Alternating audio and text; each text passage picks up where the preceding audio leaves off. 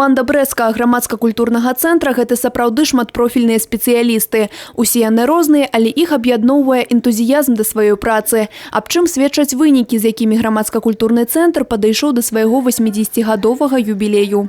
Мы ежегодно подходим с замечательными результатами. Не менее 3-5 областных фестивалей в год, не менее 20 выставок художников, мастеров народного творчества и различных проектов в концертном зале. Захаванне традыцыйнай культуры Брэшчыны, развіццё новых культурна-дасугавых формаў, куратарства 476 устаноў культуры в области и не толькі. Сёння дзейнасць Брэсцкага абласнога грамадска-культурнага центра разнабаковая.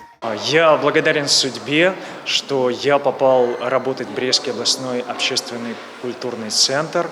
И поздравляю всех моих коллег с этим замечательным праздником, с этой датой. Яркую нотку святкавання 80-годдзя Брэсцкага абласнога грамадска-культурнага цэнтра ўнеслі лепшыя эстрадныя калектывы і выканаўцы в области. Удзельнікі фестывалю сучаснага мастацтва «Эстрадный микс». Кажуць, юбілей цэнтра – цудоўная нагода прадэманстраваць сваё майстэрства. Мы очень часто приезжаем в город Брест.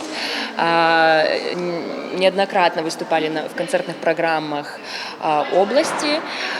Очень любим сюда приезжать, и безумно нравится зритель, который радушно принимает нас. Сегодня центру 80 лет, и мы желаем, чтобы новые молодые таланты вливались в это творчество со всей любовью и душой. Мы выступали раньше на этой сцене, нам очень понравился весь фестиваль, и мы рады тому, что мы участвовали в этом фестивале.